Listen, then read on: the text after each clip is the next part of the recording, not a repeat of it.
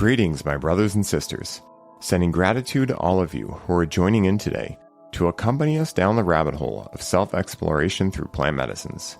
My name is Ryan Sprague, and I'm here to tell you that your frequency is now set and tuned to explore psychedelic medicines and the impact they've made among the countless psychonauts exploring the last true frontier.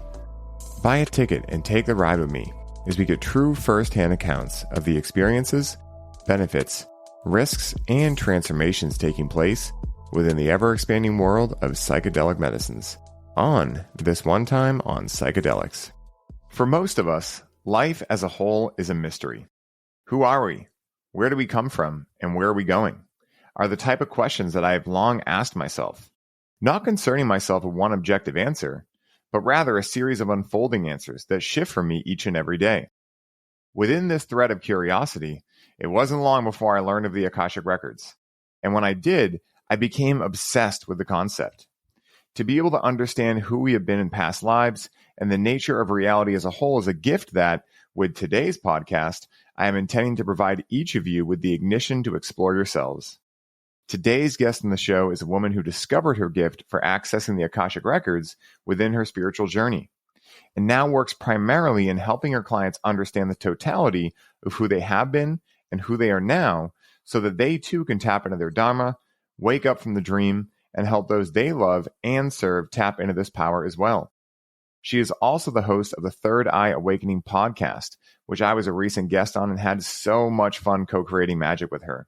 And in today's episode, we are going to dive deep into her journey, how she specifically discovered this gift of accessing the Akashic realm, some tips for any of you listening who are wanting to tap into this realm, and much, much more. So please give me a big hand in helping my dear friend Amy Belair to the show. Amy, what is up? I'm so glad to have you here with me. Ryan, I am so excited to be here on your podcast this time and to have another conversation with you. Yes, I'm so excited. And we were nerding out a little bit beforehand. We both live in the same area of the world. So we were talking about how we kind of got gypped on summer. And, it's funny because one thing that I dove into this summer really hard, as I said in the intro, was the Akashic Records, right? Like, diving into different people. I don't think I've had anyone on the show that's talked about it yet, which is one of the reasons I'm so excited for today. But I'd love if you could start out by giving us an explanation of like what the Akashic Records are as you understand them, so that anyone that maybe is like, wait, what is this? Has the context to really dive into this full conversation we're going to have. Yes, it's my pleasure. I love the Akashic Records. So, okay. So typically most people know of the Akashic Records, if they do know of them at all, through Edgar Cayce. He's by far the most renowned Akashic Records reader. And I believe that the way that he tried to explain the Akashic Records is as like a giant library full of books. And each book is like a piece of the story of your soul. So we tend to think about it in terms of past lifetimes. Like, you have a story of the life you lived in ancient China, blah, blah, blah, blah. That is all true. That is not how I experience the Akashic Records. I don't see it like that. To me, I feel like that's the analog explanation. For back when we were a very analog people, and now we're a digital people. And so I experience it very digitally, which means that it feels to me like a cloud. So our body would be the hard drive, and it has limited storage capacity. So we only hold so much of the information of our entire soul within our body. And whatever is not like relevant to us, we offload into the cloud, which is, it surrounds us. It's all like we each have our own Akashic Records, and then we have a collective Akashic Records, and that's all in a cloud, meaning it's like it's non-locally stored, but the information is nonetheless there. And also in my experience, the Akashic Records isn't restricted to past lives. It contains all information, past, present, and future, as well as information from multiple different timelines, parallel realities, information from multiple dimensions. I perceive that it is located in the 11th dimension, according to my dimensional construct. It's like a cosmic eye view of our soul and our trajectory and everything that we're going through here on Earth.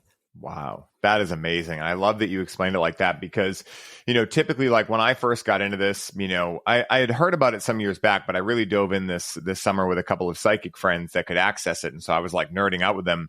But like typically the questions I would ask first are like, who have I been in past lives, right? And things like that. And, I know that there's obviously so much more there, but until you just explained it, I really didn't get like how deep this can go. And I love the analogy as well of the cloud, because that's an easy way for anyone to understand it. And that's exactly how I understand it as well, right? Like I hadn't like described it in that way before, but like as you're saying it, I'm like, that is the best way to describe this thing that is otherwise pretty qualitative and hard to understand from like a left brain point of view. So to be able to put it into a left brain type understanding is amazing, because as we know, right, like, we have a limited experience of this life, right? We see 4% of visible reality.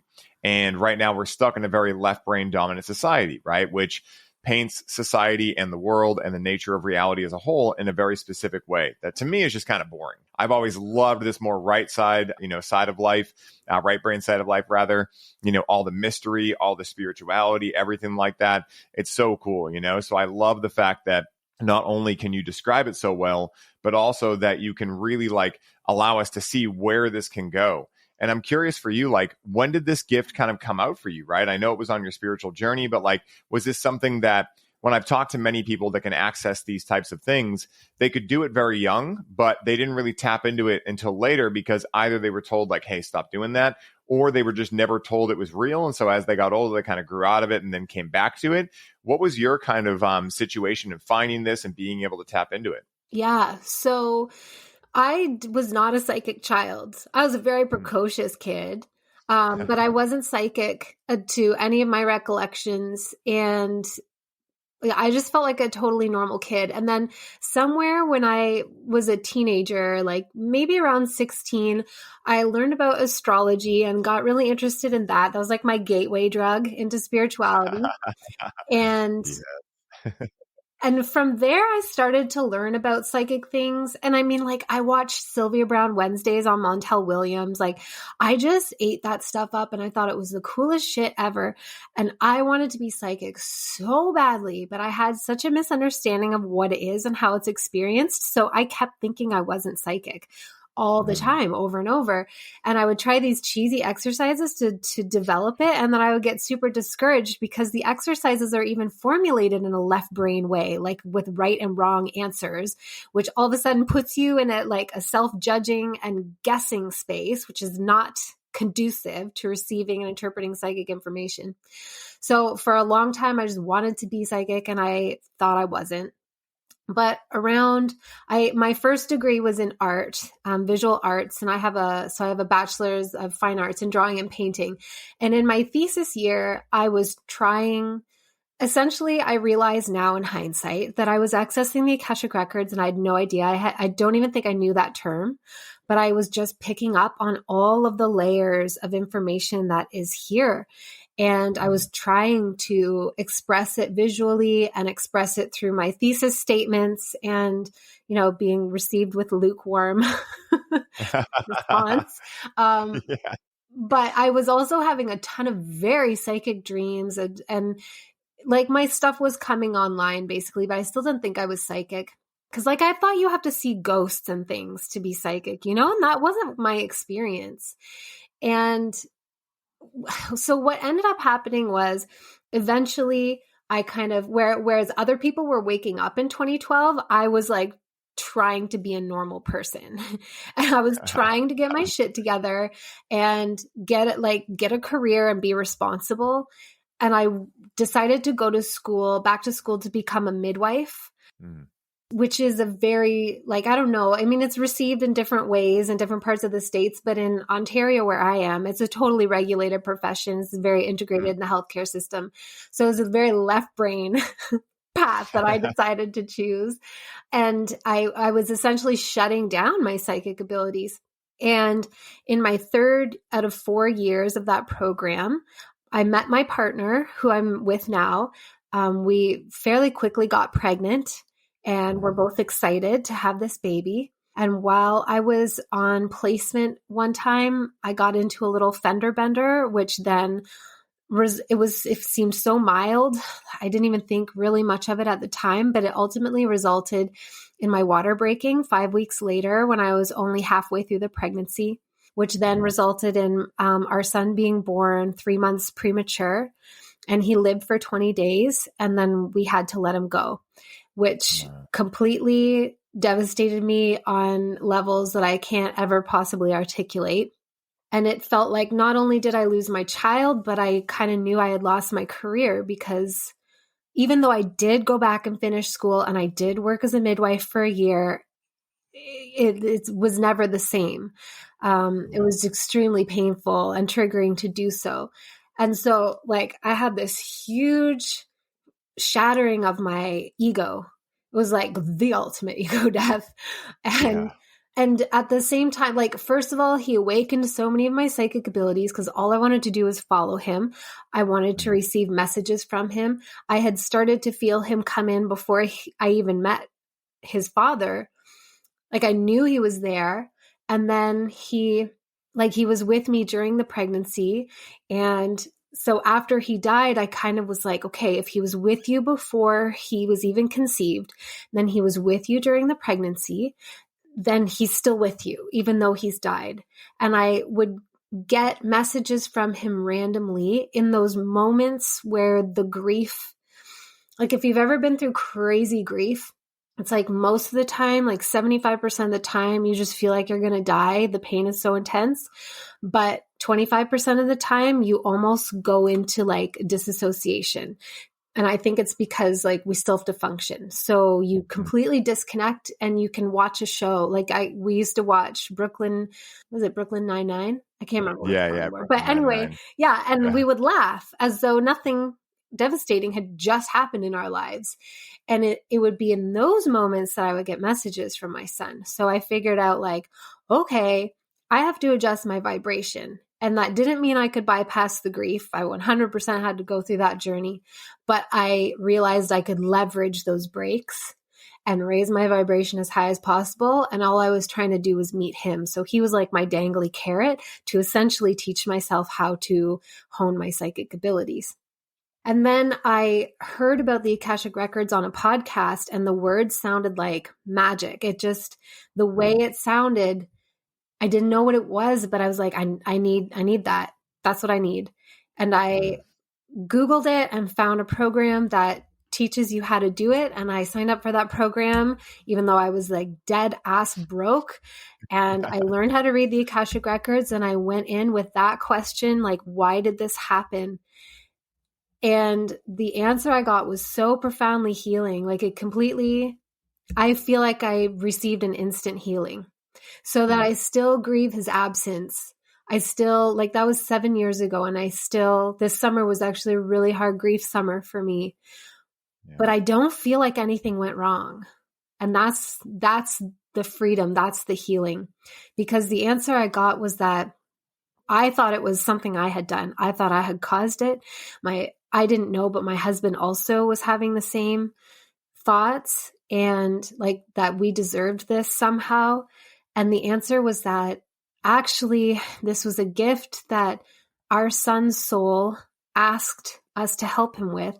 He wanted to complete a karmic cycle for himself, and he asked us to help him. And he did give us so many outs along the way. It was crazy. But we just kept going with him all the way through. And what I understood that really ultimately set me free was that we succeeded. His karmic cycle was completed and he was so happy. And it took away all that perception that I had failed him and replaced it with like, no. We all succeeded in doing this really hard thing together. And that was so transformative that I knew that's what I wanted to do. I wanted to help people. I wanted to read the Akashic Records for others. And that's how I ended up on this path. Wow, Amy, that is an unbelievable, I mean, I can believe it, but like, to use words, like it's an unbelievable story, right? Because, not only, did that loss really shape, right, like your life, and really like, I have a saying that I love saying, which is your mess becomes your mission, right? Mm-hmm. Not to call what you were in a mess, of course, but like, so to speak, like whatever challenges you will go through become your mission, right? And they don't have to, right? Like we all get that choice whether or not we allow them to consume us and we allow them to really break us down, or if we allow them to potentially break us down to build us back up, right? Just like when you go to the gym and you're building muscle, what do you got to do first before it gets bigger? You got to tear it apart, And so, Yep. it's amazing hearing your story because it reminds me, when my father passed away, it was a similar type of thing where it happened really quick. He was 64, so he wasn't like super young, but he wasn't super old. And what happened was like, during his time where he was sick, I had really stumbled into the psychedelic rabbit hole, right? Like that was when I had first got into a lot of different psychedelics. And so while I was living with my parents and he was sick, it was interesting because he didn't look any different, right? Like, especially when he was first diagnosed. And so for a little while, it was almost kind of like, oh, nothing changed, right? And so I decided, like, I didn't know a lot about set and setting at that time, which actually helped me out because I think if I had known more about like this whole like really big idea of like, don't go into psychedelic experiences when you're really going through something, which I personally like, I benefited very heavily from going directly into experiences like that while I'm going through heaviness. But I would eat some mushrooms very frequently with a couple of my friends, and we'd be in the house with them. And I remember there was one experience where we cracked through to something. I mean, as a 23-year-old, I had no idea about any of this stuff, but we cracked through to this like golden area. And it was almost like I would go in and out of consciousness. Like I remember being there and then I'd come back to my body and we'd all kind of wake up at the same time and look at each other and be like, oh my God. And then we'd just fall back into it. But I remember in that experience, like coming out of that being like, he's going to be okay. Like everything works out okay. Like I saw my grandmother there. I saw my nana, like everything's going to be fine. And that like shifted something in me. And just like you said, it wasn't that I bypassed the feeling of it. Like my humanness, right, really hurt on the fact that he isn't here in the 3D plane, right? I give myself space for that, continue to, right? But the part of me that is in control of the show, right, my soul, it was able to like remember in that moment, right? Or potentially come through enough to allow me to remember, allow my humanness to remember that. And that experience changed me, And so I totally understand what you mean when you say that, like, some of these experiences that can really tear us down, right, can actually build us up and really enact us on our mission. It was because of that I got into the cannabis industry and I'm doing everything I am now. So it's just amazing to hear your story because there's so many through lines, even though we've had different journeys, the idea of like rising to the occasion and being vulnerable enough to go out and speak about these stories because your son, my father, etc., they live on in the stories we tell about them, so they never fully die until their name is never echoed again. So this is amazing. Totally. I remember last summer being like, really taking a moment to remember that my business and everything that I do right now is a monument to him and the way that he changed me. And it's like, for some people, I know some people who have started charities and things in the memory of their loved one that passed away. And for me, it's like, how can I honor the way that he completely changed me and rise to the occasion, as you said, and show up as the version of myself that he has called through. 100%, and it's like one of my coaches I had at one point had asked me like, so what did your father teach you from dying? Right. And I was like, what? Like, that's a strange question. Right. But then I thought into it and I was like, holy shit, he did teach me a lot. Right. He taught me that, hey, life really is short. Right. Like he had a lot of plans left that he wanted to do. Right. But he didn't get to. But everything was in divine timing, of course. Right. He also taught me like any day could be the last day you see someone you love. Right. So always treat each moment as if it's your last and end everything with I love you. Right. And so he taught me like so many different things. He also taught me like, hey, don't spread yourself too thin. Don't say yes too often. Right. It can lead to a lot of stress. Also, like, make sure you follow your heart, because my dad hadn't always followed his heart.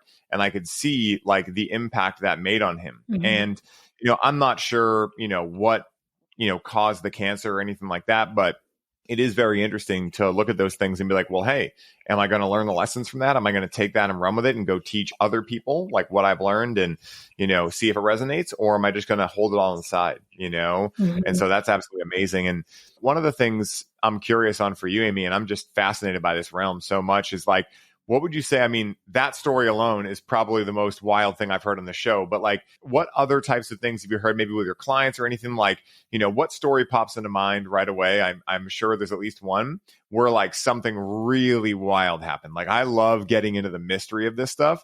Does any story pop into mind or heart when I ask that? Oh my gosh. I feel like I have also the best job ever because I get to, through other people's Akashic records, piece together what the fuck is going on here. It's the best. So yes, there are so many things that stump me. I do not have all the answers, but I am piecing together like a pretty cohesive picture. One of the more recent things that really kind of blows my mind is occasionally I will meet people and do a reading for them and be like, you are also in a parallel astral reality. So I don't mean a parallel timeline similar to this one. I mean, like a whole other version of you is playing out a whole other story, and it's not a past life. It's current time right now, and your soul consciousness is bilocated, and often it's weird, and it has to do with some of the weird dark elite shit that's happening in the world. And like there's this one woman that I've done a reading for, and I'm fairly certain, two actually, I'm fairly certain they're both super soldiers. I'm fairly certain at least one of them has done one of those 20 and back kind of things. Have you ever heard of those? No, I haven't before. Okay. Do tell. It's very interesting. There are reports of somebody being taken at a certain point in their life, and it's like their consciousness is removed and it's put in a clone body, and they live out like 20 years. It's so hard to describe. English falls so short, but they live out like a 20-year, it's often a soldier thing. It's like often a military thing, but they live out 20 years of service, and then they're put back in their original body, and they wake up and it's like no time has passed. And they're not supposed to remember any of it, but people will have bleed through experiences. And the most famous person who talks about it is a man named Tony Rodriguez. But it's not only him. There are interviews with people who prefer to remain anonymous, who are very regular people, who are not, like, you can never say they're trying to get financial gain, and they're trying to figure it out. You can hear it in their voice. They're confused. They're trying to figure it out. And they have encounters with like the men in black that are coming to tell them like, you stop talking now, because people aren't supposed to know about this. And so a couple times I've seen that with people where I'm like, there's something happening. You are in a parallel astral reality, and it's not on the same sort of like time plane that we are accustomed to. It's not a past life. It's happening right now.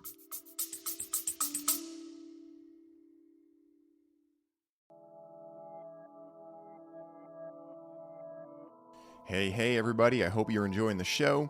I wanted to take a quick moment to let you all know that the doors are officially open for the Conscious Cannabis Collective. And as such, this is the last week you can sign up and receive all of the bonuses we're currently including. This is the last time I will be personally onboarding those of you who sign up with a complimentary one-on-one session, and you'll have the ability to get the Grow with Cannabis course for free during this limited time. For more info on how you can take advantage of this offer, head down to the show notes for this episode and secure your spot today, as we only have so many spots left and they are filling up quickly. Now back to the show.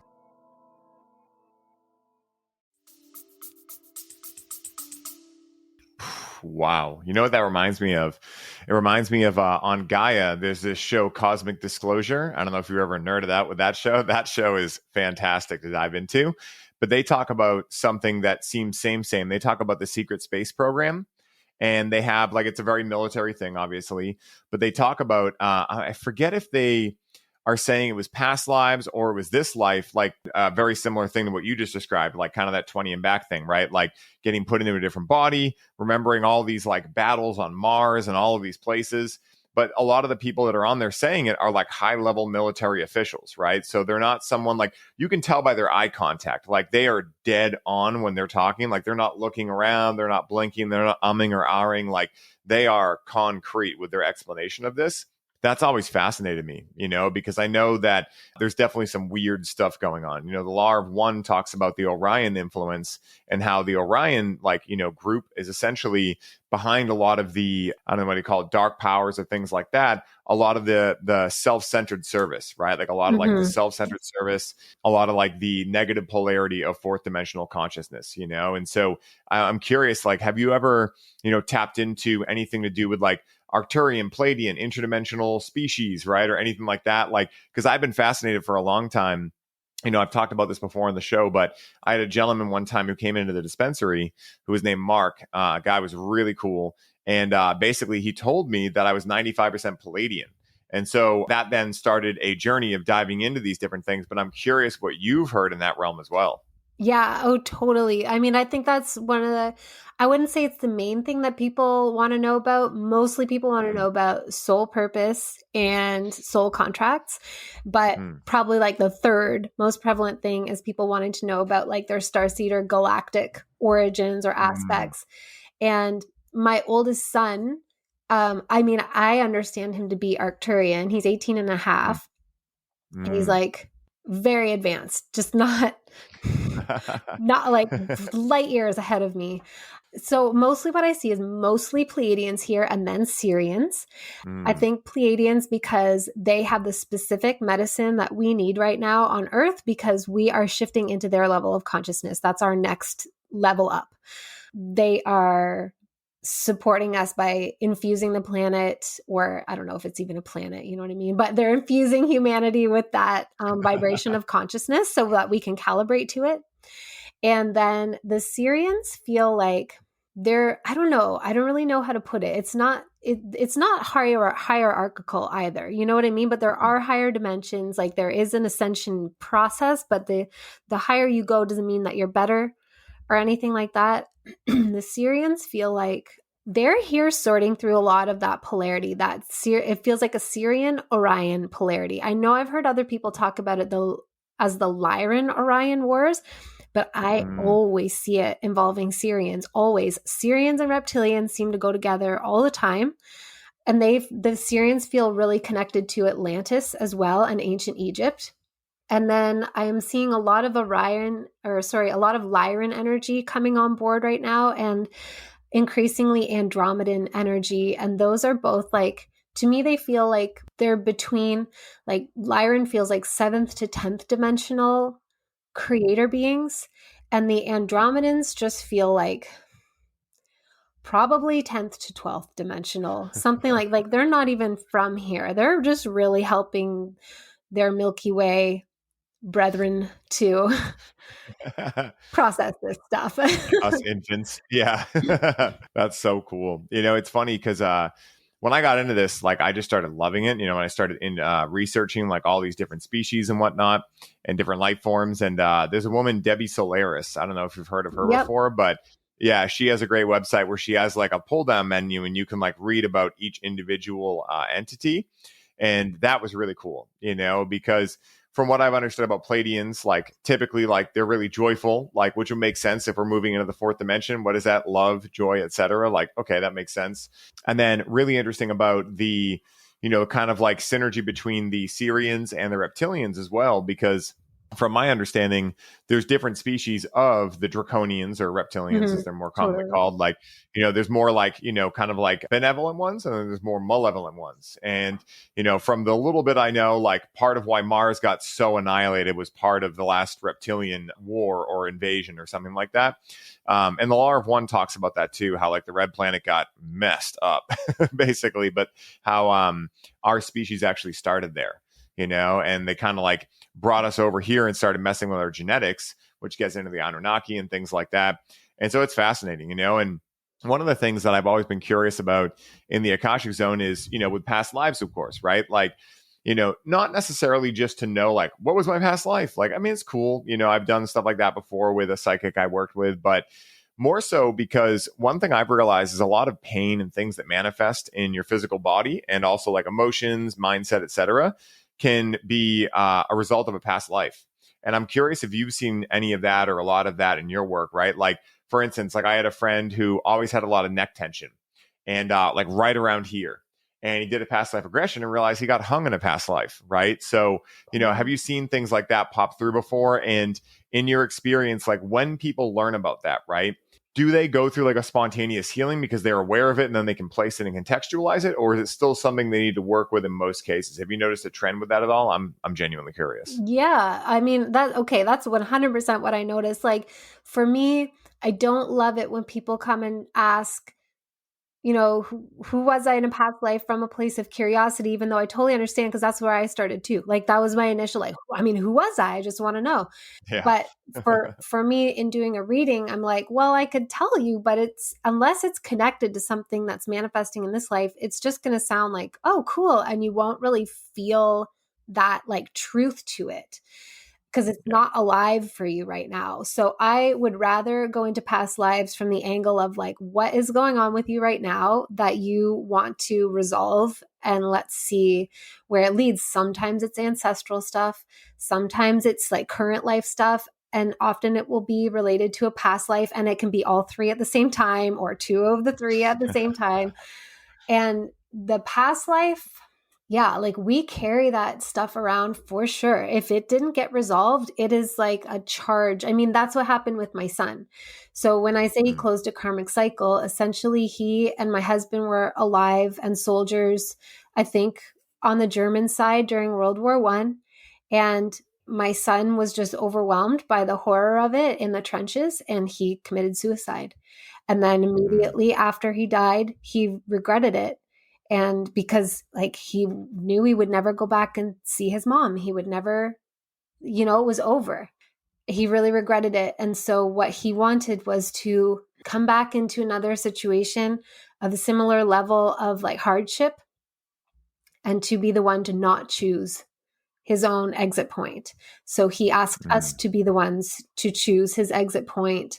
And that's what we did. And that's why it was a success. So that's often the kind of thing that's happening is like, because it didn't get resolved, it's the same thing as when we want relationship closure. Like you just want that thing that puts it to an end, like a proper, real and true end so you can move on.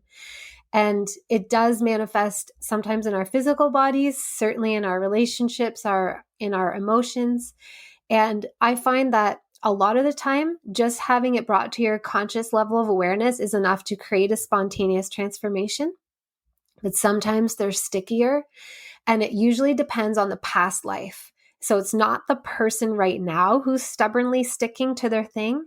It's the past life version of them that is really in the emotions. It's usually the emotions. That's usually where it's lodged. And so sometimes I'll be guided to do what I call like an Akashic quantum timeline healing.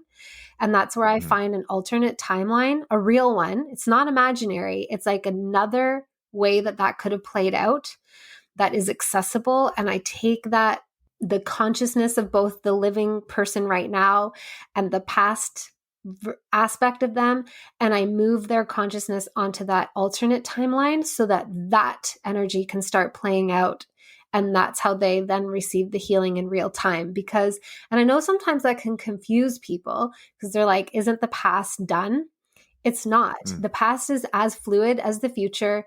There are as many probable pasts as there are probable futures. And the thing is that even though we are alive right now and we think that, if you were alive in the 1800s, you think that it's done, it's over because the 1800s is in the past relative to where we are right now. But the thing is, that version of you living in the 1800s is still living their story out in their present moment. Just like you are living your story out in your present moment. And someday you will die, but your consciousness will stay here until it's resolved. And a future version of you will be affected by that.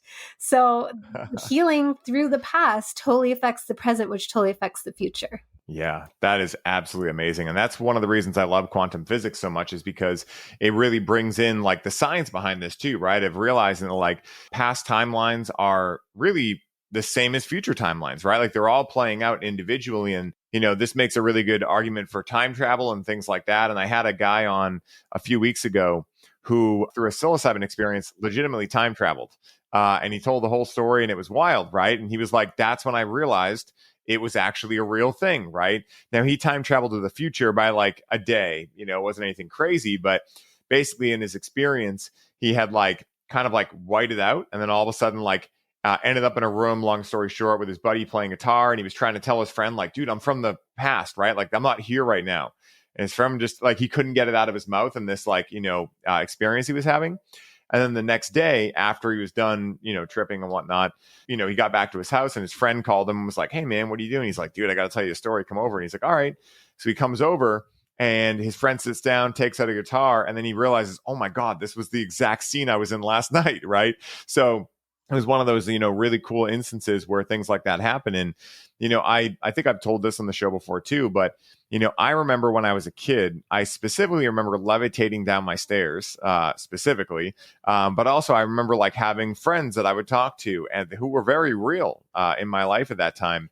And, then of course, getting into my more left brain dominant state, right? Going through schooling or training, as you will say, that a lot of that left. But then when I got into psychedelics, a lot of that started coming back. And, one thing I'm curious on is for you, when it comes to psychedelic medicines and things like that, do you notice if they open up these abilities for you or if they close them down? Because I know for certain people I've talked to who are like, psychics or, Akashic record readers, etc., sometimes they can open them up, but almost too much. Sometimes they actually do the opposite and close them down.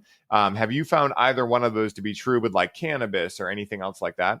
So with cannabis, it opens it up a lot. But that being said, like I won't do a reading. Like I'm always sober when I'm doing a reading for somebody, only because I and myself want to feel totally confident that what I'm bringing through is 100%. I mean, as much as one can be when you're an Akashic Records reader, but you know what I mean? Like, I don't want to have any lingering doubts in my mind, especially when I see weirder things like parallel astral realities and 20 and back scenarios. I want to know like, yep, that came through when I was sober. So at least there's that. But it opens it up a lot. Cannabis is my preferred plant friend. And I am extremely sensitive. So like my husband always laughs when I show him the tiny crumb that is required for me to have an experience. And he'll laugh because he's like, I just disregard those. They fall on the counter and I sweep them onto the floor. That's how little it takes. So I'm super, super sensitive. And with mushrooms, I've had some nice experiences with them, but I almost feel like they open up too much. And then it's given me an appreciation. When I was younger, I was one of those people who's like, I don't want to be here. Earth sucks. Mwah, mwah, mwah, mwah. And and then, playing with psilocybin really made me appreciate like, oh no, yeah, you do want to be here. You do. You like having terra firma beneath you. You like being in a human body. Like this is where you want to be. And that's just me. I feel like I also can't consciously or haven't so far successfully astral traveled for more than like 30 seconds because my psyche just goes, and then I get sucked back into my body. I do it at night. I catch myself upon arrival back, but when I'm awake, it's like there's some barrier that's afraid to let go fully. Yeah, that makes total sense. It's like for me too, like cannabis really opens up my psychic senses. Like I get super clairvoyant and super clairsentient and claircognizant when I connect with the plant. It also does open up some clairaudience, but I feel like that one to me is just not exactly finely tuned yet. Like I always get like the ringing in the ears and I'm like, all right, what? And then there's like really nothing, right? So I'm like, all right, you're gonna have to work on that, but it's funny because what I found, and I'm very similar, like even though my day job, I guess you could say, is teaching cannabis and hosting a mastermind with cannabis and doing cannabis ceremonies, etc., I always do all of it sober. Like there's just something for me where, very similar to you, it's like I fully believe in cannabis, right? I fully believe in what plants can illuminate for us. I fully believe in all of this stuff. Yet I'm also aware that like there can be almost too much, like analysis paralysis, right? If you connect with cannabis, and then you're also trying to like, lead a client session. Now, if I'm hanging out with people and I connect with cannabis, I'll definitely go into that realm and start channeling sometimes and things like that because I'm playing, but once it's like, there's money being exchanged and someone's counting on me to do something, I'm like, I'd rather be sober for that. So I totally feel that. And, very similar to you, I've always been a cheap date when it comes to cannabis. Like I can handle a good amount, but it takes me like 2 hits to get where I want to go. Typically, like I just really enjoy the act of vaporizing. So I'll like take down a whole bag or two, but at the same time, like, a couple of hits gets me exactly where I need to be. And there's also like, with psilocybin, very similar. Like it's just kind of like I'm there along for the ride. I bought the ticket and I'm being taken on that journey. And there's so much being shown to me that if I stop for a second and actually try to like analyze anything of what I'm going through, I miss the next 10 things that happen. So it's almost like I'm being brought through, like I'm like a kid being brought through KB Toys in a shopping cart, but someone's running with me. So I'm like seeing all these toys and things that enamor me, but like I can't really stop long enough to actually look at everything. But yet I still know that I went into a bitchin' toy store. Totally. You're like, wait, I want to see that. Yeah, 100%. And it's so funny too, because, what I've noticed over time is that as I've learned from cannabis, right, like these things have been able to open in my life and stay pretty open, unless like I get a bad night of sleep or something like that. But very similar to you also, some of the weirdest times I have are when I'm in bed at night, or all throughout the night. Like I sleep really well, but every once in a while I have really interesting things that happen. For a while, there was a, I don't know, 6-month period where almost every night I would leave my body. Now, I'm not sure if I would call it remote viewing, astral traveling, etc. It would only last for like literally 5 or 10 seconds because very similar, like either my body would jolt me back in or my mind would start being like, whoa, we're doing something. And then boom, right back into my body. I'm like, thanks, man. Once again, Right? you ruined it, But yeah, it's like, can't we stay there? But it was really interesting because what would happen is it would almost be like I'm there with my eyes closed, laying there. And then all of a sudden, it feels like I'm in the most expansive room ever. I still can't see anything, but all of a sudden I realize like I'm just like, it almost feels like I'm in a gigantic circle, like huge circle, like limitless circle. And then what starts to happen is I start to see something in front of me, right? Like some image. It could be a geometrical form. It could just be like a wave of color. Sometimes it's like a really descriptive face. Sometimes there's like devilish faces coming at me, like just like interesting things happening. And when I would get acupuncture done, the weirdest thing that would happen was that would happen. And then I would jolt so hard back into my body and my heart would be pounding. And so like, I'd have to explain to my acupuncturist why when he'd open the door, usually I'd be like out in Never Land. And all of a sudden, like my body would jolt me back. He'd see me jolt and then I'd be like heavy breathing. And I'm like, he didn't freak me out or anything, man. It was just like something just brought me back here real quick, So have you ever experienced things like that before? Like being jolted back into your body, anything like that going on? That's what I mean when I catch myself on the way back in, when I'm waking up from having been asleep, is that feeling. And I know that it's not the same as that reflex that happens when you just like have a weird random, body something or other. It's a feeling of like, I was elsewhere and I'm speeding back into my body. And suddenly you like have to calibrate to the density of your body again. And it's a very weird feeling. And it's funny you say acupuncture because the last time I had acupuncture, I also got this incredible download while I was on the table full of needles. So I couldn't do anything about it. And it was the message I got was, you're already on the ships. And I understood like the cataclysm that ends Earth as we know it, the annihilation has happened, and we're not even on Earth anymore. We're in a simulated version of Earth right now, which is why reality feels so different from what it used to. Like, well, you'll remember, because we're around the same age, I think, like the 90s felt very different. Like just reality felt different from what it does now. So my guess would be probably it was 2012, whatever. But that, the event that ended physical Earth happened, and we are in a simulated physical environment that is designed to transition us in a smoother, less abrupt way to the new consciousness. The way I describe it is like if you know a series of books like Game of Thrones, it's like that book ended and we're now moving to the next book. The story's not over, but we're moving to the next book now. Definitely. Yeah, it makes so much sense, and I've noticed that too. I've noticed a lot of very interesting things happening, and it seems as though there's a quickening happening where like Rachel talks about this all the time, right? We were saying it before we hit record, like just how fast the summer flew by and how time is flying by. And I'm very aware throughout the day, like, I have breaks in my day. It's not like I'm working my life away or anything, but it just seems like every day, like, yes, it can still seem long, right? But all of a sudden I'm like, how is it almost October? Like that doesn't make any sense. And I've been noticing a lot of my very tuned in friends starting to say similar things without me preemptively, like, sharing with them how I feel. And so that's a really weird phenomenon that's going on. And, definitely something big shifted around 2012. I mean, that was when like things really started to get different for me. I had lived my life up until that point in one way. And after that, literally, I feel like I'm a completely different human from who I was pre 2012.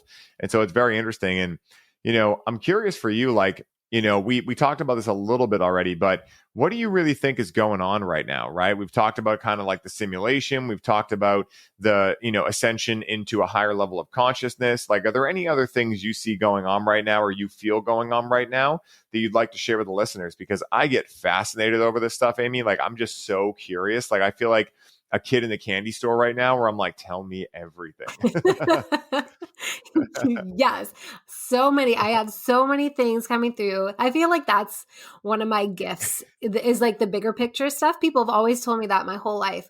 But given the amount of time we have, I will focus on something that's really current right now and will be relevant, when assuming this episode comes out before December 21st, it will be relevant. Yep.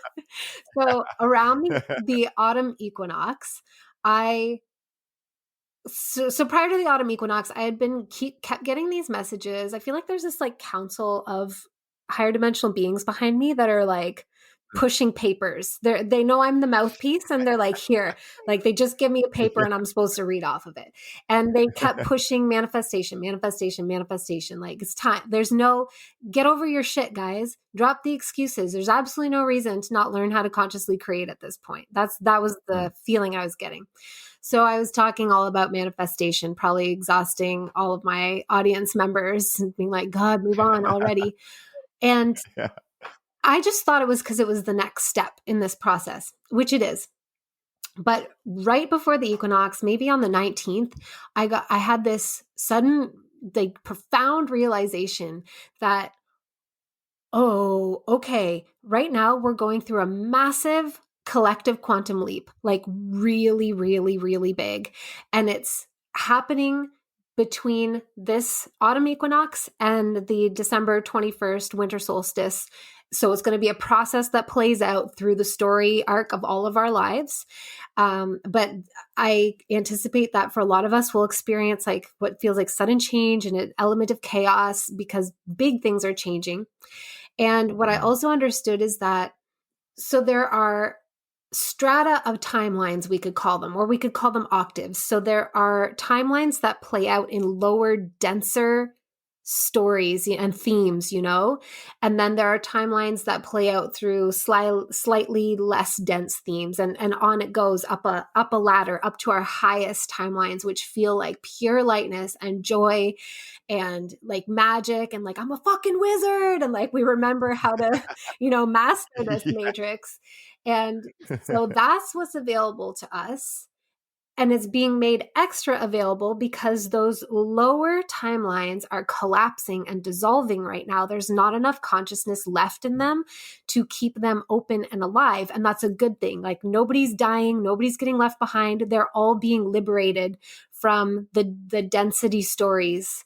All of our ancestors, all of our past life selves that have been like suffering and misery for God knows how long are being released from that. The analogy we could use too is like, if somebody's dreaming and they're like deep in the dream and then they start to wake up, that level of the dream disappears as we move up higher in the dream consciousness. So that's what's happening for all of us right now. And that means it's freeing up a ton of consciousness, a ton of energy, which is propelling this quantum leap, which is then bringing all those other soul fragments of our past lives along with us.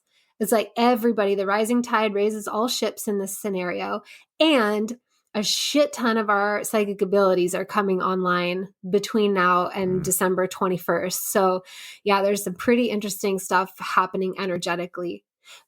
The overall thing that I see happening, what I understand is that, I guess, first of all, like this, I call this reality an organic holographic matrix. I believe that's what it was designed to be. It's a place for us to play and it's beautiful. But it has been overtaken by that dark self-serving consciousness that has overlaid it with a false matrix. And that's what we're all wrapped up in. That's what society is made of. And it's nonsense. And it it sucks on our attention all the time, and it siphons off our light and our energy. And that sort of false matrix system is also, I feel like the takedown has already happened. It's already happened. We're free. The analogy I like to use is like, if we've been prisoners for a long time, but we didn't know that we were the ones rendering our own prison cells, because we didn't remember what manifestation is and that we have the ability to do it. And so now what I'm saying is like, technically the prison doors are unlocked, but we have to be the ones to be brave enough to push the door open and walk out of the cells, which is very hard to do if you've been institutionalized. And so that's like our big, the thing that we're having to grapple with right now is like the fear of what's on the other side of the prison cell. Am I safer staying in my prison cell? Do I dare take this freedom and see what it offers me, and all that, and being willing to let go of all the false belief shit that we were implanted with that kept us in that imprisoned state. 100%. Like, that is spot on. Like, the best description I've heard of what I've been feeling and what I've been talking to with other people, where it just feels as though, like, I was talking to my buddy Aaron Abke about this the other day, and we were talking about how, like, what Star Wars movie are we in right now? And I was saying, I always say Return of the Jedi, right? And he was like, no, we're in The Force Awakens. Because if you really think about it, right, like, we're starting to realize that the dark arts, the dark powers, whatever you want to call them, they have not actually been wielding the Force. It's almost been like a smokescreen, right? That they have power, right? That we're prisoners, right? That we're not divine beings having a human experience, that we aren't God, right? Like, they've kind of played this charade, and we've kind of been like, oh, shucks, right? And just kind of like, fallen into it. But now we're starting to realize, like, wait a minute, we have all these powers and they actually don't have anything. You just blow their straw house down, right? Like, and it's happening in every facet. Like, I've been getting really big into financial literacy and sovereignty, and understanding, like, how to get out of the tax system, how to never have to go for a driver's license again, or use a license plate in your car, or get a gun license, or anything, right? Like, starting to realize, like, oh, all of this is just a charade, right? Like, not to say that statutory law, for instance, isn't a real thing. It is, right? But when you rise above that, right, into, and this is another reason why I love these realms, because they're very spiritual. When you remember that you're what's called the infinite creditor, aka another form of like a divine being, you have life force, and these corporations, right, like these bill collectors and whatever, they're dead entities, and they're taking your life force. It's exactly like you just said, right? Like, these powers that be that are weighing on us and allowing us to dim our own light in the belief that we're actually enslaved, when really we're not at all, right? Like you said, the prison door is already open, but it's up to us to hold faith to walk through it. And that's like been one of the big struggles for me, is, just like noticing a lot of patterns where I still wasn't tuning fully into faith, and like recalibrating up to like a new level of faith. And that's been like in the last couple of months. And I feel like for the past like year, at least, for anyone that I know that's been going through a spiritual journey, very healthy, etc., we've been all getting rocked. Like, it's almost like the powers that be, right? Like, the real powers that be are like, all right, you guys can handle it, so your time is now. We're going to need to push you through a lot of stuff. It's going to be uncomfortable for a while, but you're also going to come out of this completely free. And you're going to be training the next round of people to also step through that prison door and realize that, there was no key, there was no lock that was actually locked to begin with. And, it's funny, there was another show on Gaia I watched. I forget the name of it. It only had one season last I checked, but it was a woman who was talking to some type of entity. I'm not sure if it was an Arcturian or someone like that, but through the internet. I have no idea how she even did this, but she was like direct messaging with them through the internet. No idea, right? But they were talking about how the Draconians, in the last big war with the Galactic Federation and the Draconians basically hijacked the base on Mars and basically cast a fake shadow of a third dimensional reality on top of our 5-dimensional reality. And that, I think it was like 4 out of the 7 supercomputers that were holding that illusion have failed. And so that's why now you're starting to see a lot of people I mean, everyone I know, which of course I know I'm in a bubble, but like everyone I know, men and women, are starting to tap into stuff. And the women in my life are just like tapping into some stuff that is just like the coolest shit ever.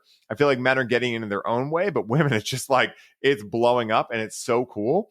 And also, like, a lot of people are starting to be mediums, right? And tap into that. Akashic records, clear senses. People are even seeing more UFOs and more Bigfoot sightings and all of these things. And it's like the illusion is leaving, right? And we're starting to see what's always been there behind this, like, kind of scapegoat reality that in this storyline anyway was put there from the Draconians. But it's very interesting because when you mention that kind of this like holographic reality that's on top of another reality that's always been here, immediately I thought of that. And I've never heard anyone else talk about that before. So that's really cool. Yeah, I feel exactly like that. Like we're seeing through it. It's failing, it's falling apart. And also that it's already done. Like I don't, even though it looks like in the world things are getting worse, and like I have a black pill husband who updates me frequently on the dystopian timelines that we should all be afraid of. And I'm just not fazed by it. And I know I'm not being naive. I can just feel it. Like those aren't alive. They're desperately trying to implant those timelines into our psyches so that we bring them to life. Those timelines aren't real. We get to choose which timelines. The highest timelines are available to us. Like you said, we have all the power. We are the ones who have the creator ability, and we have our hearts intact. So that means that we can create, and we can create of the highest beauty that is of service to all creation. And that is our birthright. And that's that. I mean, you know what it feels like right now? The same way it feels when people, when you watch the news every once in a while, like when I go to my barber, he'll have the news on.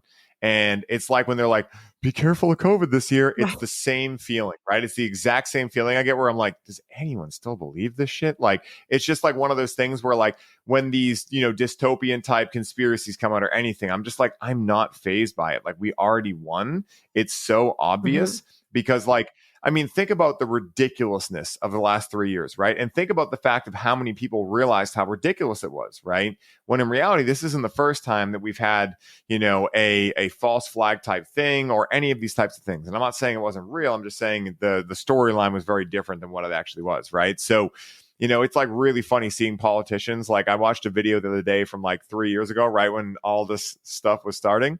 And it was this guy, I forget who he was, maybe from California, but he was a politician basically being like, yeah, you should totally get the thing. You can get free French fries. And he's like eating French fries from like Wendy's or whatever. He's like, oh, this is so good. And he's like, oh, look at this burger. It's so juicy. And like, this is like a real interview.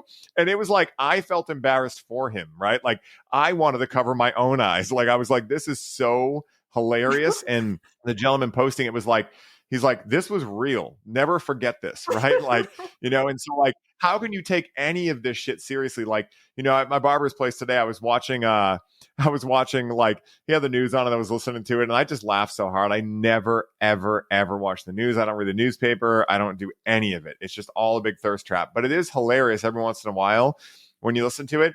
And they were talking about the presidential debate or whatever. And they're talking about Chris Christie and like, just these people, like, as you see him talking, I'm just like, again, no judgment, but I'm just like clear discernment. Like, just like, how does anyone believe that these people give a flying fuck about them? Or that even if these people did, that they would actually be able to create change, right? Like, the system that's coming, I don't know what the answer is, right? I'm not one of those people who's like, we should tear everything down. I don't know what it is. And probably not tear everything down, right? But I have faith in the process that is unfolding, and I have faith in the process of self-governing, right? So, typically, like one of the funniest things about a lot of the movies they put out about aliens and things like that is that that's really a projection of our own consciousness of where we are at, right? Where we, for the last, I don't know, 5,000, 7,000 years, timelines differ, we've been in this third dimensional consciousness of separation, right? Becoming self-aware first, but then also seeing each other as separate, and war, violence, anger, these types of things. So what do we project into these movies? Well, we project that the aliens are going to come here and try to destroy us. But what we fail to understand, right, and the mainstream fails to understand, is that in order to be at that level, you would have to have risen your consciousness to a level where you're going to be above fear, anger, violence, etc. Right? So it's just really funny how these things are starting to become so obvious to so many people. And it's not like they need scientific facts to prove it. They just know it, and very similar to the difference between believing in something and knowing in something. When you know in something, it doesn't matter. It doesn't matter what anyone else's subjective experience of reality says. That is real for you, and I really feel like we really truly are in the Force Awakens right now. Like I see all of the people that I'm working with, people like yourself, people like Brandon, people like just all these people that are just supplying the world with their unique magic, and they're really tapping into it. And for the first time that I've ever experienced in my life, no matter where I look, I just see magic happening, and it's so inspiring. And it almost feels like, when you work a really good job and your coworkers you really love, it's almost like that. Like we all have our own businesses, but we're all just like, fighting the good fight That's together, or more right. so loving the good fight together. It's so exciting. Totally. Totally. Yeah. Well, Amy, this has been absolutely amazing. I'm definitely going to have you back on for round two. And I also am definitely interested in getting a reading from you as well, because I have a stubborn issue that I'll share with you right now, just in case you get any ideas on it or anything. But I get headaches from time to time. I've had like neck and headache issues for a couple of years now. And it all started after my father passed away. I had some body issues before that, but I think I've relieved like most of my trauma. My body feels pretty damn good right now. But, I get like, tight neck and things like that. But specifically this headache that goes directly from the back of my right, occiput through to my right eye. And it won't go migraine level maybe once a year or something like that. Not even like real migraine, just a shitty headache, but it will be low and dull a lot.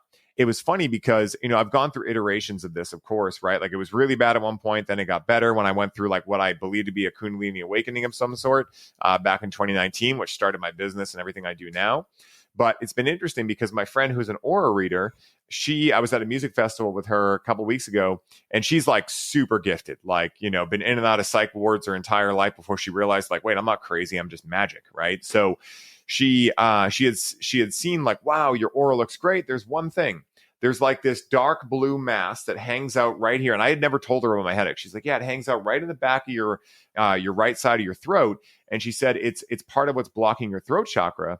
And I just knew it to be true, that she was like, this part is scared, but it has really important information for you. And it's looking to be liberated or, reclaimed into your wholeness. And so I would love to get your take on that at a certain point for sure. I would love to. I would love to explore that with you. Absolutely. Heck yeah. And Amy, where can people find you? Where can they connect with you? Where can they hit you up for a Akashic record reading? Where can they find you? Yeah, thank you. My website is amybelair.com.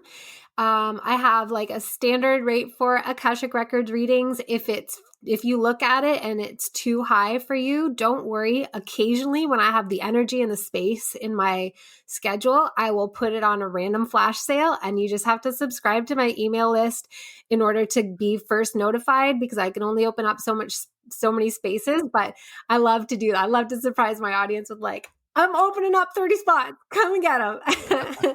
And and then I also teach people how to activate their psychic abilities, access the Akashic records. And I also have a program if somebody's like, I want to read the Akashic records for other people and create a business.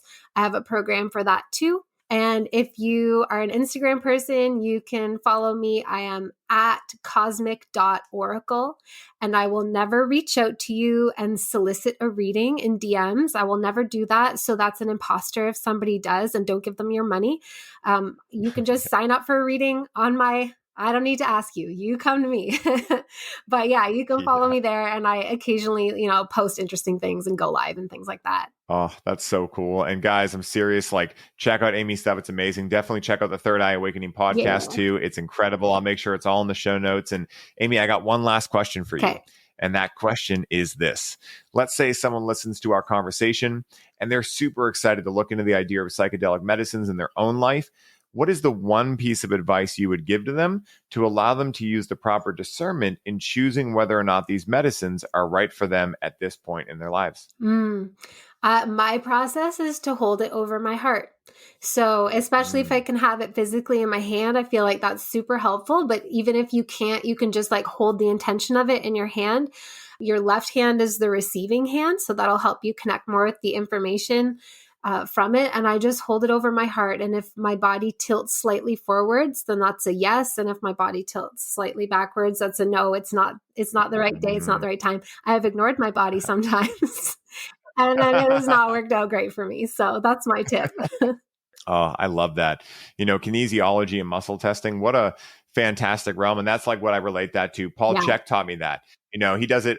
Did you say you were doing it standing up or laying down for that one? I do it Was that standing up? Yeah. That's the same one I learned. And it was such a beautiful system because, there's so many things online, like take this supplement, right? Take this, right? But like, you're kind of shooting in the dark if you're going by logic alone or like a left brain approach. So being able to like hold something and say, I, Ryan Sprague, love this, right? This is really good for me. And seeing what your body does in resonance with it is a great way to figure that out. So I love that, Amy. And guys, this has been so much fun. Thank you to everyone that tuned in. Definitely go check out Amy's stuff. She is amazing. Definitely go check out her podcast. Go down to the show notes, see everything there. And until next time, I hope wherever you are in the world, you are having the best day ever. And until next time, may the force be with you to infinity and beyond. Peace.